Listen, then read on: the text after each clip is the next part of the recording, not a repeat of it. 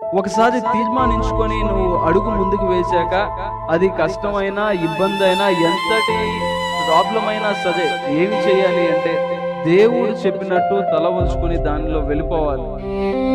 దేవుడు చెప్పినట్టు దానిలో వెళ్ళిపోవాలి.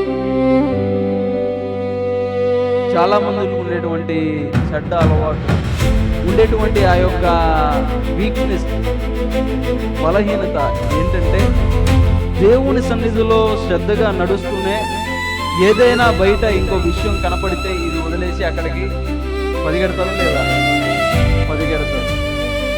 ఇవాళ ఆదివారం దేవుని సన్నిధికి వచ్చి ఆరాధించుకుందాం అన్నటువంటి ఆలోచన వచ్చింది, ప్రారంభం అవుతారు. అంతలోపే బయటికి ఎక్కడైనా వెళ్ళాలని ఎవరైనా తెలియజేస్తే ఫలానా చోటుకి వెళ్దాం, ఫలానా చూద్దాం అంటే వెంటనే అటువైపు బట్టలు వెళ్ళిపోతాం. లేకపోతే ఫలానా దగ్గరికి వెళ్ళిపోయి ఫలానా చోట కాలక్షేపణ చేద్దాం, అక్కడికి పరిగెడతాం. లేకపోతే ఫలానా విధంగా మనం సినిమాలకు షికార్లకు తిరుగుతాం, బయటికి వెళ్ళిపోతాం.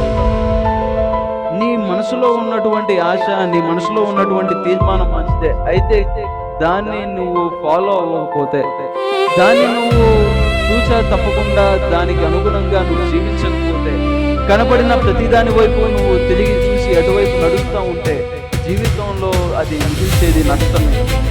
జీవితంలో అది కలిగించేది మనకి బాధే. లోతు జీవితం దానికి ఉదాహరణ.